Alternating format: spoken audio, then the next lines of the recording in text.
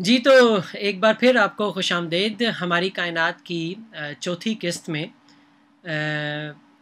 आज हम जिस टॉपिक पर बात करेंगे वो हमने सेलेक्ट इस तरह किया कि यहाँ लाहौर में डॉक्टर साहब हम अपनी टेलीस्कोप से जेमिनी कॉन्स्टलेशन की तरफ एक हिस्सा है, तकरीबन 4 माह से मुस्तकिल रीडिंग ले रहे थे, इमेजेस ले रहे थे।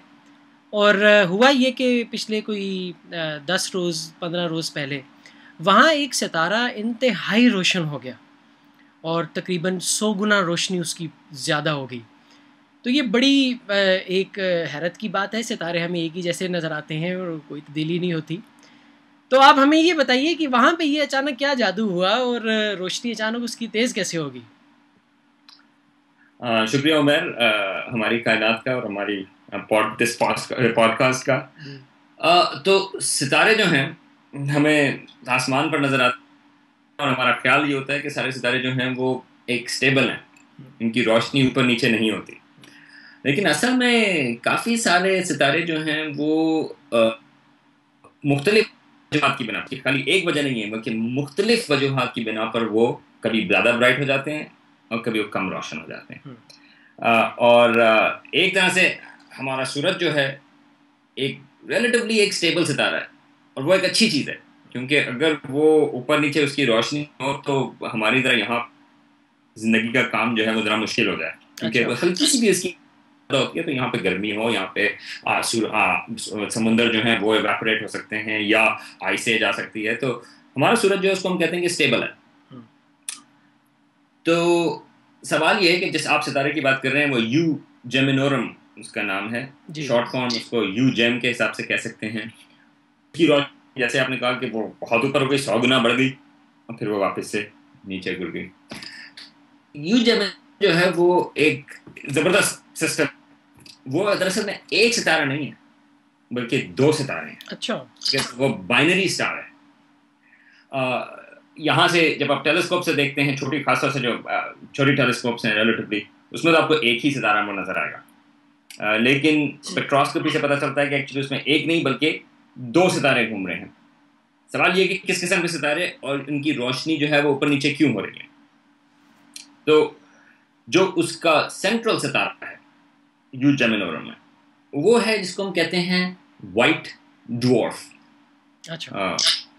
अगर आप इसको तो होना होगा लेकिन तो उसको व्हाइट ड्वार्फ कहते हैं। और व्हाइट ड्वार्फ्स एक तरह से आप कह सकते हैं कि वो जब सूरज हमारे जैसा सूरज जैसे सितारे या तकरीबन मेजॉरिटी जो हैं हमारी यूनिवर्स में, जब उनका इंतकाल होता है, मतलब ये कि जब उनका न्यूक्लियर फ्यूजन उनमें ख़त्म हो जाती है, जब उसमें से जो फ्यूजन हो रही है उनके सेंटर स्टार्स में, जब वो ख़त्म हो जाती है तो आखिर में एक आप कह सकते हैं कि कोर बच जाता है। अच्छा। जो बड़े सितारे होते हैं वो बाद में बात करेंगे, जो बड़े सितारे होते हैं सूरज से 10 गुना बड़े, उनका कोर जो है वो न्यूट्रॉन स्टार से बन जाता है, जो छोटा है मगर डेंसिटी।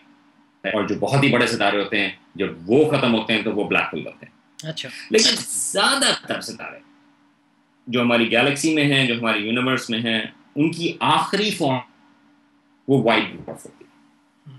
तो व्हाइट ड्वार्फ तकरीबन जो हमारा सूरज इवेंचुअली 4-4.5 बिलियन साल के बाद उसका कोर बच जाएगा, वो तकरीबन जमीन के साइज का होगा। तो इस वक्त जो है सूरज बहुत बड़ा है, तकरीबन आप 250 जमीन जो है वो उसके, सूरज बहुत बड़ा। तो आप सोचें कि बाद में आपके पास खाली जो है वो एक जमीन के साइज का कोर बच जाता है और इसकी डेंसिटी बहुत ज्यादा है। सोचें सूरज को आपने कर दिया एक जमीन के साइज में। तो यू जेमिनोरम का जो सितारा मेन सितारा है उसको हम कहते हैं प्राइमरी स्टार। वो एक व्हाइट, बहुत ज्यादा डेंसिटी है उसकी। वो कहते हैं कि अगर आप उसका छोटा सा, अगर आप वो जो माचिस का डब्बा होता है, अगर आप उसमें व्हाइट ड्वार्फ का मटेरियल लें, खाली माचिस के डब्बे का, तो वो सारी कारें जो हैं पाकिस्तान में उन सबको वो बैलेंस कर सकता है। अच्छा। लेकिन बहुत ही डेंस मटेरियल है व्हाइट ड्वार्फ का। अच्छा, अब ये वाइट डवार्फ है, इसको हम प्राइमरी स्टार कहते हैं। यू जेमिनोरम में इस प्राइमरी स्टार वाइट डवार्फ को एक ऑर्बिट कर रहा है एक और सितारा। अच्छा, वो है एक रेगुलर सितारा है सूरज जैसा, मगर सूरज से छोटा। उसको हम कहते हैं एक एम डवार्फ। इसका मतलब ये है, अच्छा अब मैंने कहा कि वाइट डवार्फ भी छोटा है, तो उसके छोटे होने में और ये जो एम डवार्फ के छोटे होने में फर्क क्या है? वाइट डवार्फ जो है वो एक कोर बच गया था, जिससे सूरज के जो है सूरज की न्यूक्लियर फ्यूजन खत्म हो गई और आफ्टर में से कोर बच गया। अब उसके अंदर कोई फ्यूजन नहीं हो रही। ठीक है, एक तरह से वो एक बहुत ही ऊंची डेंसिटी का एक पत्थर वाइट डवार्फ। एक अलग बात है कि उसकी जो डेंसिटी है वो तकरीबन एक एटम जैसी है। ठीक है, तो बहुत ज्यादा डेंस है। ओवरऑल जो उसकी डेंसिटी है वो एक एटम, तो समझ लें कि जमीन के साइज जितना एटम, एक तरह से सोचें। अच्छा, सूरज के अंदर फ्यूजन हो रही है हाइड्रोजन से हीलियम में। इस किस्म के सितारों को हम कहते हैं कि ये जिंदा हैं, सूरज जैसे सितारे हैं। व्हाइट डवार्फ जैसे सितारों को हम कहते हैं कि ये मुर्दा सितारे हैं, डेड स्टार्स। तो यू जेम में व्हाइट डवार्फ है और उसके बराबर में एक छोटा है, मगर वो जिंदा सितारा है क्योंकि उसके अंदर फ्यूजन हो रही है हाइड्रोजन से हीलियम में। अच्छा, एक और दफा कभी बात करेंगे कि जब हम उनको सितारों को कहते हैं कि वो इस किस्म का सितारा है, तो मैंने कहा कि इसका नाम है एम, और इसका नाम नहीं बल्कि इसकी जो टाइप है वो एम है। वो एक एस्ट्रोनॉमी की हिस्ट्री से आता है, मगर एम का मतलब ये है कि उसकी जो सरफेस है इस सितारे की जो व्हाइट डवार्फ के गिर्द घूम रहा है, अच्छा, उसका जो टेम्परेचर है वो तकरीबन 2500-3000 डिग्री फ़ारेनहाइट है, केल्विन है सरफेस पे। हमारे जो सूरज है उसको जी टाइप स्टार कहते हैं। उर्दू वाला नहीं जी, ये अंग्रेजी वाला जो जी है ये वो वाला सितारा है, और हमारे सूरज की जो सरफेस है वो तकरीबन 6000 डिग्री है। अच्छा, इसी तरह से जो बहुत गर्म सितारे वो ओ टाइप स्टार्स कहलाते हैं, और उनका टेम्परेचर होता है 20,000, 30,000 या 40 डिग्री सरफेस पे। तो ये जो यू जेम है, अब वापस से यू जेम की तरफ आते हैं, उसमें व्हाइट डवार्फ है, मुर्दा सितारा जो हमारे सूरज का इवेंचुअली फ्यूचर होगा। उसके गिर्द एक छोटा जिंदा सितारा घूम रहा है, अच्छा, ऑर्बिट में है। तो ये बाइनरी स्टार है, मगर बाइनरी स्टार नॉर्मल किस्म के सितारे नहीं, बल्कि व्हाइट डवार्फ और उसके गिर्द ये एक एम टाइप स्टार। ठीक है, तो हमारे सूरज से छोटा, मगर उसके अंदर जो है वो रेगुलर न्यूक्लियर फ्यूजन हो रही है और उसकी सरफेस पर जो है गैस है। व्हाइट डवार्फ में कोई गैसेस नहीं है, वो खाली कोर है। ठीक है, अच्छा, ये दो सितारे जो हैं वो बहुत करीब हैं। इनका जो ऑर्बिट है वो तकरीबन 4 घंटे लगते हैं एक दूसरे के गिर्द घूमने में। अच्छा, 4 घंटे। तो अगेन ये हमने बात की थी एक पुरानी हमारी कायनात में कि जब एक चीजें ऑर्बिट करती हैं वो एक किसी चीज के गिर्द नहीं घूम रही, बल्कि वो सेंटर ऑफ ग्रेविटी के गिर्द घूम। ठीक है, ठीक है, लेकिन सिंप्लीफाई करने के लिए हम ये कर सकते हैं कि ये जो एम टाइप सितारा है, जो जिंदा सितारा है, वो व्हाइट डवार्फ के गिर्द घूम रहा है और उसको घूमने में तकरीबन 4 घंटे लगते हैं। ठीक है, सालगिरहें वहां पे बहुत तेजी से आती है। ठीक है, अच्छा, लेकिन हो क्या रहा है? व्हाइट डवार्फ की ग्रेविटी बहुत ज्यादा है, जैसे मैंने बताया कि वो जो है बड़ा डेंस ऑब्जेक्ट है। ये जो एम टाइप सितारा है इसकी जो गैसेस हैं, क्योंकि वो गैसेस हैं उसी तरह इस सितारे की भी गैसेस हैं, वो जो व्हाइट डवार्फ है वो उनको खींच रहा है। और लेकिन जब वो खींचता है, और क्योंकि वो उसके गिर्द ऑर्बिट कर रहे हैं, तो वो मटेरियल जो है वो व्हाइट डवार्फ के गिर्द पहले सर्कुलेट होता है और फिर व्हाइट डवार्फ के ऊपर डिपॉजिट होता है। अच्छा, जो सर्कुलेट होता है उसको हम कहते हैं अक्रीशन डिस्क, क्योंकि मटेरियल जो है वो वहां से जो एम टाइप सितारा है उससे खींचा। जब मैं ग्रेजुएट स्कूल में था तो मुझे जो मिसाल नजर आती थी तस्वीरों वगैरह से, वो ये है कि धोती की मिसाल है। एक तरह से जो है वो व्हाइट डवार्फ जो है वो धोती की तरह खींच रहा है। बात मैं आपकी इमेजिनेशन पे छोड़ता हूँ, लेकिन वो जो है धोती की तरह खींच रहा है। ठीक है, वो जो मटेरियल है वो डिस्क में बनता है और फिर वो व्हाइट ड्वार्फ के ऊपर गिरता है। ठीक है, ये एक सारी चीजें जो है वो ये एक ऑर्बिट की जब वो जिस तरह से मरता है वो थप करके नहीं गिरता, बल्कि वो एक क्रीट करके गिरता है। अच्छा, तो ये तो एक नॉर्मली यू जेम में हो रहा है। व्हाइट ड्वार्फ, उसके गिर्द व्हाइट ड्वार्फ की बहुत डेंसिटी है, उसके गिर्द ये छोटा जिंदा सितारा घूम रहा है, और क्योंकि उसकी जो गैसेज हैं वो, क्योंकि ये इतने करीब हैं, 4 ऑर्बिट में, हम सोचे ना जमीन को जो है 365 दिन लगते हैं, यहाँ पे जो है तो 4 घंटे लगते हैं। ठीक है, तो वो इतना करीब है कि व्हाइट ड्वार्फ की ग्रेविटी जो है वो इसकी जो गैसेज हैं वो खींच रहा है, वो एक्रेशन डिस्क में बनती हैं। अच्छा, ये यूजेन की नॉर्मल सूरत हाल है। तो जब आप कहते हैं कि जब आप यूजेन की तरफ आप जाते हैं तो आपको ये बाइनरी सितारे हैं जो ये कर। ठीक है, अब सवाल ये है कि उसकी रोशनी ऊपर क्यों होती है। होता ये कि मटीरियल है ये जो एक्रीशन डिस्क पर जाता है, तो ये कुछ वजूहात की बिना मटीरियल जो है वो जमा होना शुरू हो जाता है कुछ हिस्सों में एक्रीशन डिस्क। अच्छा। इसका ताल्लुक विस्कोसिटी से है कि वो किस तरह से हो जाए, क्योंकि मटीरियल आप सोचें वो गैसेज हैं तो वो इतनी यूनिफॉर्म नहीं है।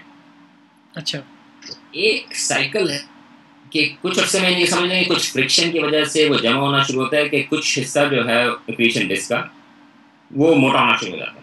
ठीक है, और मटीरियल जो है जितना ज़्यादा वो मोटा होता है उतना ज़्यादा उसमें मटीरियल जमा होना शुरू होता है। ठीक है, ठीक है, इवेंचुअली वो मटीरियल जो है वो व्हाइट ड्वार्फ के ऊपर एक धब्बे के साथ गिरता है। अच्छा। बजाय कि कॉन्स्टेंटली गिर रहा हो, जो कि हर वक्त हो रहा है, ठीक है, हल्का से गिर रहा है, मगर फिर वो बड़ा सारा मटीरियल जमा होता है और वो व्हाइट ड्वार्फ के ऊपर गिरता है।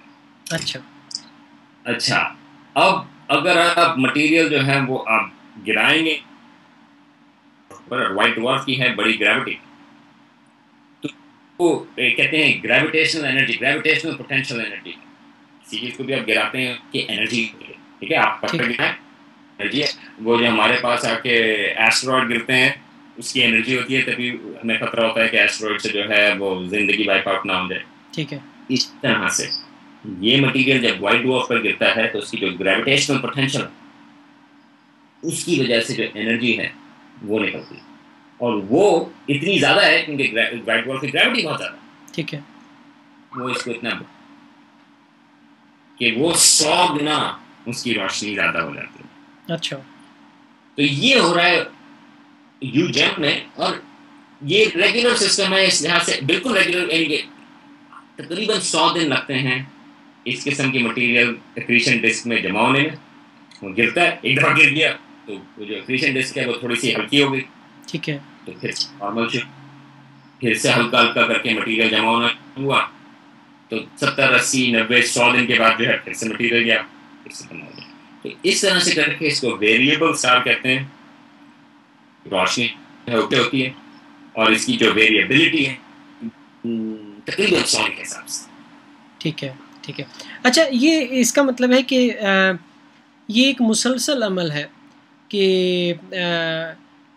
इसने मटेरियल अपने इर्द गिर्द जमा हुआ अपने ऊपर गिराना है वाइट ड्वार्फ ने अपनी ग्रेविटी की वजह से। बाज़ औक़ात ज़्यादा गिर जाएगा और वो ज़्यादा गिरने की वजह से वो सितारा हमें इतना ब्राइट नज़र आया कि वो 100 गुना ज़्यादा रोशनी पैदा कर रहा है। अच्छा, तो एक चीज़ मुझे बताइए कि अब कायनात में इतने सारे सितारे हैं, तो क्या ये सिर्फ एक ही सितारे के साथ हो रहा है या ऐसे और भी सितारे हो सकते हैं जो बाइनरीज हों और इसी तरह ज़्यादा चमकदार हो जाते हैं? हाँ, तो इस किस्म के बाइनरी स्टार्स वैसे तो बहुत सारे हैं। बाइनरी स्टार्स जो हैं तकरीबन आधे स्टार ख्याल लेके वो बाइनरी, लेकिन इस किस्म की ब्राइटनेस के लिए आपको ऐसा बाइनरी चाहिए कि वो व्हाइट ड्वार्फ चाहिए और उसके करीब जो है नॉन सितारा। ठीक है, ठीक है। अच्छा, ये जो बाइनरी स्टार था वो शुरू ऐसे नहीं हुआ था, शुरू में तो दोनों नॉर्मल सितारे थे। ठीक है, ठीक है, ठीक है ना। तो एक सितारे का जो है उसकी जिंदगी खत्म हो गई, व्हाइट ड्वार्फ बच गया। तो ये जो एक्टिविटी शुरू हुई वो व्हाइट ड्वार्फ बनने के बाद शुरू हुई, क्योंकि व्हाइट ड्वार्फ बनने के बाद जो है वो मटेरियल को वो क्रिएट कर सकता है। ठीक है, पहले खाली वो दो नॉर्मल दोनों जिंदा। अच्छा, अब ऐसे सितारे जिस तरह यूजेन है, तो यूजेन जो है वो आई थिंक 1855 में ये पहली दफा डिटेक्ट हुआ था। अच्छा। और इस किस्म के सितारों को हम यूजेन टाइप स्टार्स कहते हैं। अच्छा, चूंकि ये क्योंकि पहली दफा मिला तो इसके नाम पे रख दिया उन्होंने।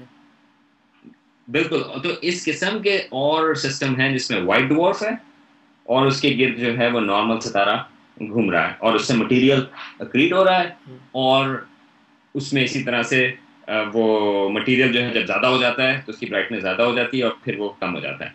अच्छा, इसको एक और नाम भी कहते हैं ड्वार्फ नोवे। ये जो ब्राइटनेस है वो कम ज़्यादा हुई, इसको हम ऑल्सो इस किस्म की एक्टिविटी को हम ड्वार्फ नोवा कहते हैं। एक और एक्टिविटी होती है जो दूसरे किस्म के सितारों में सिस्टम्स में होती है, जिसमें ये भी हो सकता है कि व्हाइट ड्वार्फ के ऊपर जो है खुद न्यूक्लियर रिएक्शन शुरू हो जाए, इतना मटेरियल आ जाए। अच्छा, उनको हम नोवा कहते हैं, लेकिन वो एक अलग कैटेगरी है और उसकी हम कभी फिर बात करेंगे। लेकिन यूजेन किस्म के सितारे, तो ये कहते हैं कि अच्छा यूजेन किस्म का सितारा कौन सा है? वो सितारा है जिसमें व्हाइट ड्वार्फ है और उसके गिर्द जो है वो एक नॉर्मल किस्म का सितारा करीब घूम रहा है। लेकिन इंपॉर्टेंट चीज़ ये है कि जो व्हाइट ड्वार्फ है वो उसका मटेरियल खींच रहा है, उसको धो रहा है। ये आई थिंक बड़ी इंपॉर्टेंट चीज़ है, क्योंकि ये एक्रीशन डिस्क बनाता है और फिर एक्रीशन डिस्क में जो है वो तो ठीक है, ये यूज है। ठीक है। अच्छा, एक और चीज़ बताएं। अब मैं ये सोच रहा हूँ कि एक सितारा दूसरे सितारे से उस पर डाका डाल रहा है, चोरी कर रहा है उसका सामान, उसकी गैसेस ले रहा है।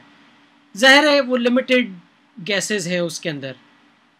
क्या बनेगा इनकी इस धींगा मुश्ती में, लड़ाई में क्या बनेगा? उसकी गैस सारी ख़त्म हो जाएगी क्या, और फिर क्या होगा? हाँ, ये अच्छा, तो ये बड़ा अच्छा सवाल है, क्योंकि सवाल ये है कि ये कितने अरसे तक चलता रहेगा। जी बिल्कुल। ठीक है, तो जब मैंने कहा कि वो नॉर्मल सितारा है एम स्टार जो है जो उसके गिर्द घूम रहा है व्हाइट ड्वार्फ के गिर्द, इसका मतलब ये कि उसके अंदर न्यूक्लियर फ्यूजन हो रही है। ठीक है, ठीक है, क्या ना, ये वही बात हुई कि हमारे सूरज के अंदर न्यूक्लियर फ्यूजन है। अच्छा, ये उसकी अपनी लाइफ साइकिल चल रही है। ठीक। इवेंचुअली उसमें जो हाइड्रोजन है, जिस तरह हमारे सूरज की एक वक्त जो है 4.5 बिलियन साल के बाद जो है वो हाइड्रोजन खत्म हो जाएगी फ्यूजन के लिए, इसी तरह से इस सितारे की भी इवेंचुअली हाइड्रोजन खत्म हो जाएगी। ठीक है। अच्छा, अगेन ये हम फिर कभी बाद में बात करेंगे। जो बड़े सितारे होते हैं वो कम उम्र के होते हैं, उनकी हाइड्रोजन जल्दी खत्म हो जाती है। अच्छा। जो छोटे सितारे होते हैं वो बहुत ज़्यादा उम्र के। ठीक है, अच्छा। तो ये जो एम सितारा है ये काफ़ी ऐसा लगेगा उसको, हमारे सूरज से भी ज़्यादा हो सकता है कि 10 बिलियन साल या उससे भी ज़्यादा, शायद 20 बिलियन साल। अच्छा। उसके बाद जो है उसकी हाइड्रोजन जो है वो खत्म हो जाएगी। ठीक है, फ्यूजन की। ठीक है। और फिर वो हीलियम बनेगी, फिर थोड़ी सी हीलियम बर्न होगी और फिर हीलियम से कार्बन और फिर हीलियम भी खत्म हो जाएगी फ्यूजन के लिए। ठीक है, तो फिर वो भी व्हाइट ड्वार्फ बन जाएगा। अच्छा। तो आज से 20, 30, 25 बिलियन साल के बाद, या अरब साल, 20-25 अरब साल के बाद दो व्हाइट ड्वार्फ एक दूसरे को ऑर्बिट कर रहे होंगे। अच्छा, अब व्हाइट ड्वार्फ से मैंने वो सारी जो उसकी गैसेस हैं वो तो या तो वो कुछ इस एक्रीशन डिस्क के जरिए व्हाइट ड्वार्फ के पास या वो बाहर स्पेस में चली गई। ठीक है, और आपके पास आखिर में दो व्हाइट ड्वार्फ एक दूसरे के गिर्द ऑर्बिट। ठीक है, तो एक ये इनकी फाइनल स्टेज होगी। अच्छा, एस्ट्रोनॉमर्स ने डिस्कवर किए हैं व्हाइट ड्वार्फ बाइनरी स्टार्स। अच्छा, तो हमें पता है कि दो व्हाइट ड्वार्फ एक दूसरे को ऑर्बिट करते हैं, ऐसा होता है। ठीक है, क्योंकि एस्ट्रोनॉमी में टाइम स्केल्स इतने ज्यादा हैं, जिस तरह हम 20-25 अरब सालों की बात कर रहे हैं, कि हम एक सितारे को नहीं देख सकते, उसको फॉलो नहीं कर सकते कि वो 20-25 साल अरब साल जो है क्या होगा। बिल्कुल ठीक। लेकिन एस्ट्रोनॉमी में जिस तरह से लोग पिक्चर बनाते हैं कि क्या हो रहा है, वो ये करते हैं कि वो मुख्तलिफ सितारों को देखते हैं और फिर ये कोशिश करते हैं समझने की कि सीक्वेंस क्या है। तो यूजेम वो इस वक्त जो है उसको अगले 20-25 अरब साल तक जो है वो हम और सितारों को देखते हैं जहां पर दो व्हाइट ड्वार्फ मौजूद हैं, तो कहेंगे हाँ एक वक्त पर ये यूजेम जैसा सितारा था। ठीक है, अब है वो ये है। तो है वो वाइट डॉर्फ, 2 वाइट डॉर्फ्स रह जाएंगे। अलग से सवाल हैं इनके गिर्द जो हैं वो अगर सैयारे ऑर्बिट कर रहे हैं या नहीं कर रहे। तो अगर सैयारे ऑर्बिट कर रहे हैं, हो सकता है कि सैयारे इनको ऑर्बिट कर रहे हो इस सिस्टम को ऑर्बिट कर रहे होंगे, तो जिंदगी होना जो है मुश्किल काम है, क्योंकि एक पहली बात तो है कि एक तो वाइट डॉर्फ बन गया, तो बड़ी चेंज थी कि पहले वो एक नॉर्मल सितारा था और अब वो वाइट डॉर्फ है। तो अगर सितारे सैयारे थे वहां पे और जिंदगी जो है वो इस किस्म की रोशनी का गुजारा करती थी, तो बहुत बड़ी चेंज है उनके लिए। और फिर ये जो डॉर्फ नोवे होते हैं, तो मेरा नहीं ख्याल कि इन यूजेम ने वहां पे जो है मिसाल के तौर पर कोई ऐसे सैयारे होंगे जहां पर जिंदगी होगी। ठीक ठीक ठीक। लेकिन अमेजिंग चीज है, हमारा सितारा जो है हम देखते हैं, लेकिन यहाँ पे देखें कि एक एक्टिवली, और जब आप टेलीस्कोप से ऊपर देखते हैं यूजेम की तरफ, तो आप एक वाइट डॉर्फ देख रहे हैं और उसके ऊपर एक्टिवली चीजें गिरती हुई आपको नजर आ रही हैं एक तरह से, क्योंकि उसकी जो ब्राइटनेस ऊपर हो रही है वो एक्रीशन डिस्क का मटेरियल जो है, जो एक और सितारे से आया है, उसके ऊपर गिर रहा है। तो ब्राइटनेस ऊपर नीचे है, वो आपको उसके अंदर एक फिजिकल मैकेनिज्म जो है, जो कि एक जबरदस्त है, वो आपको नजर आ रहा है। ठीक ठीक। अच्छा, मैं अब एक आखिरी बात आपसे पूछना चाहूँगा, करना चाहूँगा कि ये इसका मतलब है कि ये बड़ा कीमती है कि हम ऐसे स्टार्स को मुस्तकिल ऑब्ज़र्व करें। और जैसे AAVSO की तरफ से मुझे ईमेल आई कि ये अभी आउटबर्स्ट में जा रहा है, तो तुम्हारे लॉन्गिट्यूड पे और ऑब्जर्वर्स नहीं हैं, तो इसको मुस्तकिल कर सकते हो तो मुस्तकिल ऑब्ज़र्व करो ये चंद घंटों में। बल्कि उन्होंने मुझे नाइट बताई कि 21 और 22 फरवरी के दरमियानी जो रात है उसको पकड़ो। तो आप क्या समझते हैं कि पाकिस्तान में लाहौर और कराची में बहुत टेलीस्कोप्स हैं, तो कैसे इसको हम एमेच्योर एस्ट्रोनॉमर्स कैसे कर सकते हैं, और ये कितना इम्पोर्टेंट है कि हम ये ऐसा डाटा सबमिट करें? तो AAVSO जो है वो वेरिएबल स्टार ऑर्गेनाइजेशन, जी, right, I mean like observers association. Amateur astronomers जो हैं खासतौर से अब पिछले 10-15 साल से, 20 साल से वो मेजर पार्ट प्ले कर रहे हैं एस्ट्रोनॉमी में, क्योंकि अब टेलीस्कोप्स और उसके साथ CCDs वगैरह जो हैं वो एक अच्छा साइंटिफिक डेटा प्रोवाइड करते हैं। और जैसा हमने कहा कि इन चीज़ों की मॉनिटरिंग की ज़रूरत है, क्योंकि वो जो बर्स्ट है वो एग्जैक्टली 100 दिन पे नहीं होता, बल्कि उसके आसपास होता है। तो अगर आपने उस सिस्टम को समझना है, एक तो ये ना कि मैंने जो आपको मिसाल दी है, जो इसकी एक्सप्लेनेशन दी है, वो तो एक बड़ी ब्रॉड एक्सप्लेनेशन है। ठीक है, ठीक है। आप ये जो यूजेम है वो डिस्कवर तो 1855 में हुआ था। ठीक है। अब उसके में मजीद चीज़ें समझने की कोशिश करते जा रहे हैं, मजीद कितना मटेरियल उसमें होता है, किस तरह से वो उसके वाइट डॉर्फ के ऊपर गिरता है, क्या वो बिल्कुल एग्जैक्टली रेगुलर है, क्यों नहीं है। ये उस चीज़ के लिए आपको बड़ी प्रिसाइज ऑब्जर्वेशंस चाहिए। ठीक है। और आपको कॉन्स्टेंटली ऑब्जर्व करना है। अच्छा, टेलीस्कोप्स जो हैं समझेंगे चिली में हैं या हवाई में हैं या एरिज़ोना में हैं, मतलब कुछ जगहों पर, ठीक है। लेकिन अगर आपने उसको कॉन्स्टेंटली मॉनिटर करना है तो आपको बहुत सारी टेलीस्कोप्स चाहिए। ठीक है। और ये ब्राइट सितारा है, इतना फेंट नहीं है कि एमेच्योर टेलीस्कोप्स एक्चुअली बड़े आराम से उसको जो है वो डिटेक्ट कर सकती हैं। खासतौर से वेरिएबिलिटी, वो उसके लिए आपको इतनी प्रिसीजन नहीं चाहिए, क्योंकि आपको खाली ये चाहिए आपको CCD जो है कितना ब्राइट हो रहा है, ठीक है, कितना और किस वक्त हुआ। तो इसलिए ऐसे इसी वजह से जो AAVSO है वो इसको वो एमेच्योर एस्ट्रोनॉमर्स की हेल्प मांगता है, क्योंकि आप लोग वाकई कंट्रीब्यूट कर सकते हैं। तो पाकिस्तान ने इस किस्म की जो टेलीस्कोप्स हैं जो मौजूद हैं कराची में, लाहौर में, इस्लामाबाद में भी, वो एक्चुअली डेटा सबमिट कर सकते हैं। और अगर अच्छा डेटा होगा तो वो एक्चुअली वो जो है वो साइंटिफिक पेपर्स का हिस्सा बन जाएगा। और आपकी एक कॉन्ट्रीब्यूशन होगी कि यूजेम मिसाल के तौर पे, और बहुत सारे वेरिएबल स्टार्स भी हैं, लेकिन यूजेम का जो सिस्टम है इसको समझने में आपका जो है एक हाथ शामिल हो गया।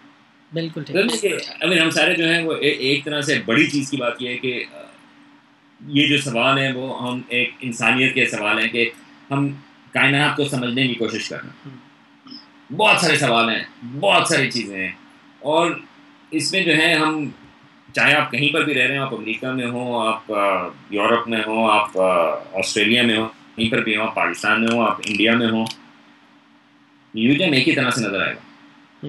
तो जब हम उसको समझने की कोशिश करेंगे कि यूजेन में क्या हो रहा है, उसका ताल्लुक ये नहीं कि आप कहाँ पर बैठे हैं, उसका ताल्लुक ये है कि आपके पास आपको एक क्यूरियोसिटी है, हो क्या है वहां पे, क्यों वो उसकी रोशनी बढ़ गई, क्यों रोशनी कम हो।